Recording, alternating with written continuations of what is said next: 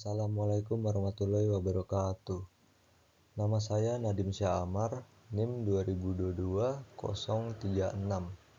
Di sini saya akan mempresentasikan hasil kerja saya terkait teknologi dan metalurgi pengelasan, yang dimana tugas UTS-nya disuruh membuat PowerPoint berjumlah 10 slide yang menjelaskan aspek metalurgi pengelasan dan tantangan-tantangan utamanya.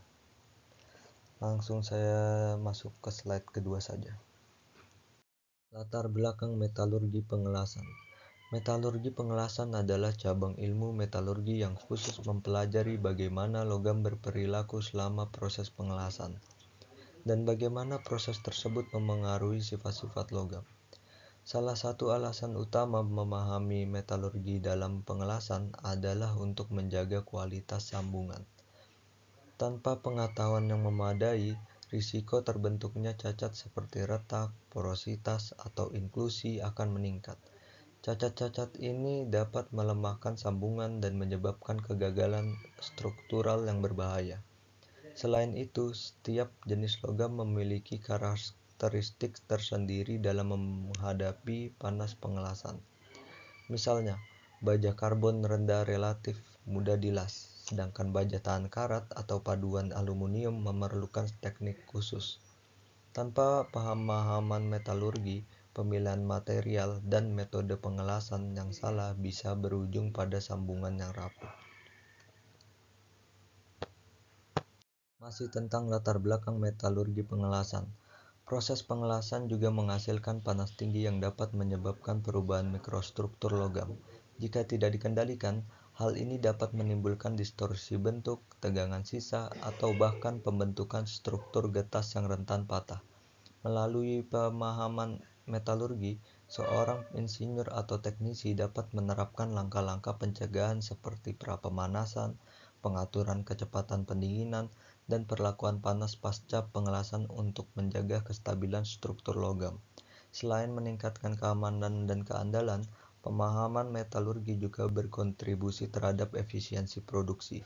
Dengan mengoptimalkan teknik pengelasan berdasarkan sifat material, perusahaan dapat menghemat waktu, mengurangi biaya produksi, dan meningkatkan produktivitas. Dalam dunia yang terus berkembang, teknologi pengelasan baru seperti laser welding atau friction stir welding juga memerlukan wawasan metalurgi tingkat lanjut agar dapat diterapkan secara efektif. Masuk ke bagian metalurgi dan tantangan pengelasan masing-masing material. Yang pertama ada baja karbon.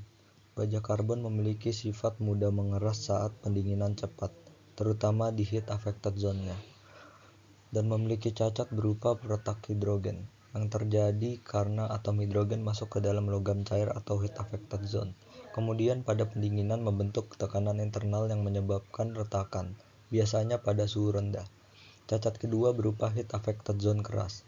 Baja karbon terutama yang kadar karbonnya tinggi saat didinginkan cepat setelah pengelasan bisa membentuk martensit di heat affected zone. Martensit itu keras tapi getas, sehingga rawan retak.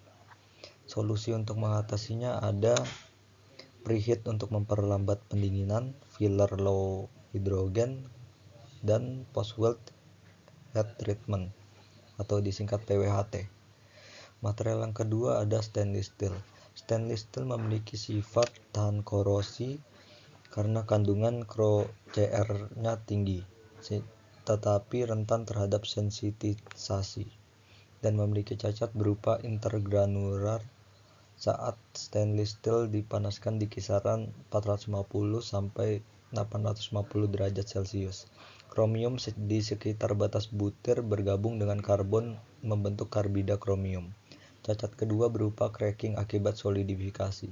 Saat logam cair mengeras, campuran elemen seperti sulfur, fosfor, karbon bisa membentuk segmen lemah di atas butir yang memicu solidification cracking. Cacat ketiga berupa sensitisasi. Kondisi logam menjadi rentan korosi karena pembentukan karbida di batas butir akibat pemanasan. Solusinya ada gunakan grade stabil, gunakan filler yang sesuai, dan lakukan welding dengan input panas yang terkontrol. Material yang ketiga ada cast iron atau bisa dibilang besi cor. Besi cer memiliki sifat kandungan karbon tinggi, struktur grafit membuatnya rapuh, dan memiliki cacat berupa pendinginan cepat. Pendinginan terlalu cepat membentuk martensit di heat affected zone-nya, sehingga menyebabkan konduktivitas panas tinggi. Panas dari las cepat diserap ke material dasar berdampak retak dingin di heat affected zone-nya. Cacat kedua berupa kerapuhan. Cast iron memiliki struktur mikrografit yang memecah kohesi antar butir logam. Hal ini membuatnya mudah retak dan sulit disambung secara plastis seperti baja lunak. Cacat ketiga berupa IMC atau bisa dibilang intermetallic compound. Pada pengelasan besi cor bisa terbentuk senyawa antar logam IMC yang keras dan getas, terutama kalau ada kontaminasi elemen lain seperti silikon tinggi. Ini membuat sambungan las sangat keras tapi sangat rapuh. Solusinya yang pertama, preheat tinggi sekitaran 300-600 derajat Celcius. Gunakan filler Ni besat. Bisa gunakan brazing atau metode solid state friction welding. Material yang keempat ada cast steel atau bisa dibilang baja cor. Baja cor memiliki sifat lebih duktil dari cast iron, tapi bisa punya struktur kasar dan memiliki cacat berupa retak hidrogen sama seperti baja karbon biasa. Cast steel rentan terhadap retak hidrogen karena mengandung karbon yang cukup tinggi, serta area heat affected zone yang bisa jadi keras. Hidrogen yang terperangkap saat lasan mendingin cepat memperbesar resiko retak. Cacat kedua berupa distorsi. Baja cor biasanya punya ukuran besar dan ketebalan bervariasi. Selama pengelasan, distorsi bisa terjadi akibat distribusi panas tidak merata, menyebabkan perubahan bentuk permanen setelah pendinginan. Solusinya yang pertama preheat, kedua gunakan filler matching strength, ketiga kontrol heat input dan urutan pengelasan. Itu saja. Material yang kelima ada nikel dan aluminium yang memiliki sifat konduktivitas termal tinggi, ekspansi termal tinggi, dan mudah teroksidasi, dan memiliki cacat berupa ekspansi termal tinggi. Kedua logam ini punya koefisien ekspansi termal tinggi sehingga mudah mengalami distorsi saat pengelasan karena perubahan volume akibat pemanasan dan pendinginan. Cacat kedua berupa oksidasi. Lapisan oksidasi yang terbentuk sangat stabil dan titik leburnya lebih tinggi dari logam induknya. Jadi sulit dilebur dan bisa menyebabkan cacat fusi jika tidak dibersihkan. Cacat ketiga berupa porositas. Aluminium dan paduan nikel mudah menyerap gas hidrogen dalam keadaan cair. Saat membeku, gas ini bisa terjebak sebagai pori-pori dalam lasan. Solusinya yang pertama ada shielding gas inner. Gunakan filler alloy yang tepat dan clean surface sebelum pengelasan. Material yang keenam ada non-ferrous lainnya, atau bisa bilang titanium, magnesium, dan tembaga. Untuk titanium magnesium memiliki sifat reaktif tinggi dan tembaga memiliki sifat konduktivitas tinggi dan memiliki cacat berupa reaktif. Terutama titanium dan magnesium sangat reaktif terhadap oksigen dan nitrogen pada suhu tinggi. Hal ini membentuk senyawa getas, perlu proteksi gas inner penuh, bahkan di bagian belakang untuk titanium. Cacat kedua berupa heat affected zone lebar. Logam seperti magnesium dan tembaga memiliki konduktivitas termal tinggi yang menyebabkan panas menyebar cepat sehingga heat affected zone menjadi lebih lebar, sulit dikontrol dan bisa mempengaruhi sifat mekanik secara luas. Cacat ketiga berupa overaging. Misalnya pada aluminium, pengelasan bisa menyebabkan material mengalami overaging sehingga kekuatan presipitasi menurun drastis. Solusinya ada shielding gas sangat bersih, gunakan cooling interface dan metode solid state bila bisa. Yang ketujuh ada joining dissimilar material yang memiliki sifat perbedaan titik leleh, koefisien ekspansi, dan struktur kristal, dan memiliki cacat berupa IMC atau bisa dibilang intermetallic compound. IMC terbentuk ketika ada perbedaan besar dalam keelektronegatifan atau afinitas atom pada material yang digabungkan. Misalnya, saat menyambung logam seperti aluminium dan tembaga, senyawa intermetalik dapat terbentuk, yang dapat mengurangi ketahanan sambungan. Cacat kedua berupa stres termal. Material dengan koefisien ekspansi termal yang berbeda dapat menghasilkan stres internal yang dapat menyebabkan retakan atau distorsi pada sambungan las. Material dengan titik lebur yang sangat berbeda atau konduktivitas termal yang berbeda akan mengalami perubahan suhu yang berbeda pada saat pengelasan yang dapat memperburuk masalah stres termal.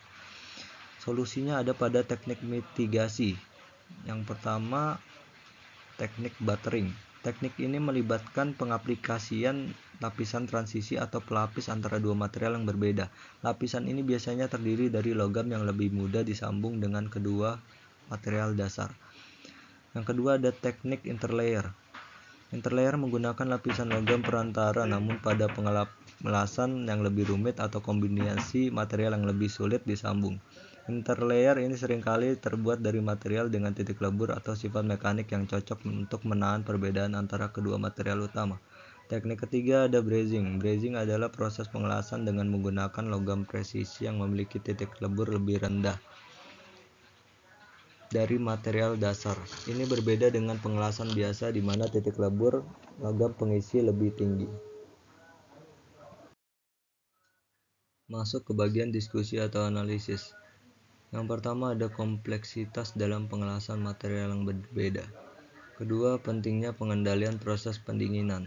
Ketiga, retak hidrogen dan kerapuan material. Keempat, korosi dan sensitisasi pada stainless steel.